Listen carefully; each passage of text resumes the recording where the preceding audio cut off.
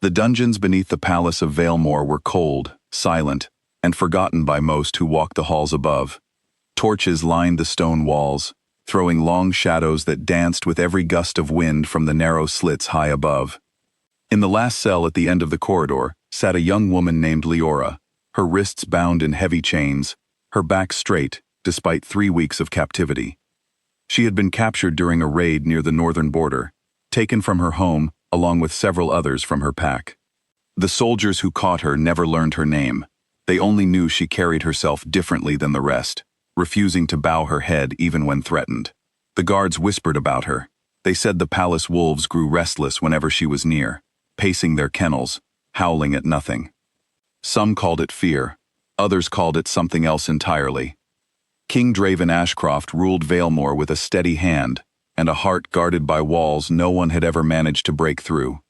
He was strong, respected, and feared by his enemies, yet he carried a secret burden that few knew existed.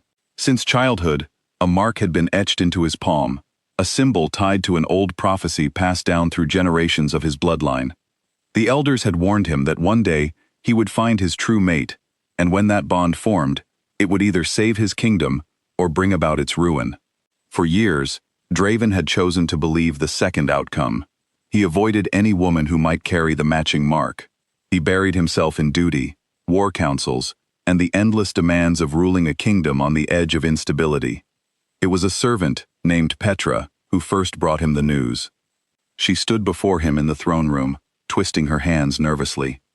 "Your Majesty," she said, "the wolves in the eastern kennels have not settled in days.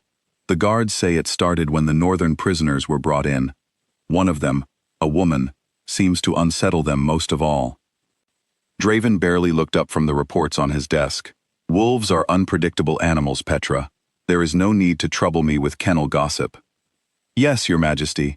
Only, the head guard insists it is not ordinary behavior. He asked that you see for yourself." Draven set down his quill, more out of irritation than curiosity. He told himself he agreed only to quiet the rumors before they spread further through the palace. He walked the long stone staircase down into the dungeons alone, his boots echoing against the walls. He told himself this was simply another duty, nothing more. When he reached the last cell, he saw her. Leora sat with her knees drawn to her chest, her dark hair falling loose around her shoulders. Dirt and grime covered her skin, yet nothing dulled the fierce light in her eyes when she lifted her head to meet his gaze.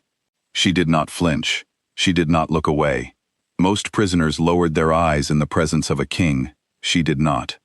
"You are the one causing all this trouble," Draven said, his voice steady despite something stirring uneasily in his chest. "I have done nothing but sit in this cell," Leora replied.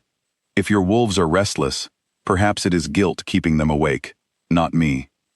Draven almost smiled at her boldness, though he caught himself before it showed.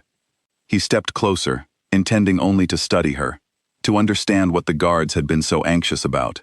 That was when the torchlight caught her wrist, where the cloth binding her chains had slipped just enough to reveal skin beneath the dirt. A mark. Small, pale, shaped like an unfurling wave. The very mark burned into his own palm since the day he was born. Draven froze. For a moment, the noise of the dungeon fell away entirely. He heard nothing but the sound of his own heartbeat, loud and unfamiliar in his ears. He had spent a decade dreading this exact moment, imagining it countless times in nightmares, yet nothing had prepared him for the reality of standing before it. He stepped back so quickly that the guard beside him startled. "Your Majesty?" the guard asked. Draven did not answer. He turned and left the dungeon without another word, leaving Leora staring after him in confusion, wondering what she had done to frighten a king. That night, Draven paced his chambers, long after the candles had burned low. He clenched his palm, feeling the familiar shape of the mark pressed into his skin, a mark he had hidden beneath gloves and long sleeves for years. He thought of the prophecy, recited to him so many times by the elders that he could still hear their voices in his mind. The mate bond will either mend what is broken, or shatter what remains. He had always assumed the second outcome was inevitable. His father had told him so, and his father had rarely been wrong about matters of duty and fate. The next morning, Draven summoned his most trusted advisor, an older man named Corwin, who had served the royal family for decades. "I found her," Draven said quietly, closing the door to his study behind them. "The one from the prophecy." Corwin's expression shifted immediately, concern replacing his usual calm demeanor. "Are you certain?" "The mark matches mine exactly." Corwin was silent for a long moment. "Then you know what the council will say. That she should be executed before the bond fully forms," Draven said, the words heavy and bitter on his tongue. "Some will say that. Others may argue differently." Corwin studied him carefully. "What do you believe, Your Majesty?" Draven did not answer right away. He thought of the way Leora had looked at him, unafraid, despite being chained beneath his own palace. He thought of the restless wolves, sensing something he had spent his whole life refusing to acknowledge. "I don't know," he admitted finally. "I have spent 10 years believing this bond would destroy everything I have built. I am not ready to believe otherwise." Over the following days, Draven ordered Leora's chains removed, though she remained under guard within the palace walls. He told himself it was simply a precaution, a way to observe her without the political complications of an execution the council had not yet approved. In truth, he could not stop thinking about her. Leora, for her part, used the time to learn everything she could about where she had been taken. She listened carefully to the servants who brought her meals, piecing together fragments of history about the kingdom of Valemore and its ongoing conflict with the northern pacts. It was during one of these quiet moments that she learned the truth that changed everything. The massacre that had destroyed her family's pack years ago, the very reason she had been raised by distant relatives instead of her parents, had been ordered by the previous king, Draven's father. The news struck her like a physical blow. She sat alone in the small chamber she had been given, staring at the wall, trying to reconcile the pull she felt toward Draven with the grief and anger now rising inside her. It made no sense. It felt like betrayal simply to feel anything but hatred toward his bloodline. When Draven came to see her that evening, she did not hide her fury. "Your father slaughtered my family," she said before he could speak. "Did you know that when you had my chains removed? Did you know that when you looked at me like I was something you had been dreading your entire life?" Draven stood still, absorbing the weight of her words. "I did not know until Corwin uncovered the records this morning. I swear that to you." "Does it matter? You are his son. You rule the kingdom that destroyed mine." "I am not my father," Draven said quietly, though even he heard the hollowness in his own voice, the uncertainty of a man who had spent years defined by fear rather than choice. Leora turned away from him, arms wrapped around herself. "Then prove it means something." Draven left her chamber that night, carrying a weight heavier than any prophecy. He understood, perhaps for the first time, that the bond between them was not simply about fate or destruction.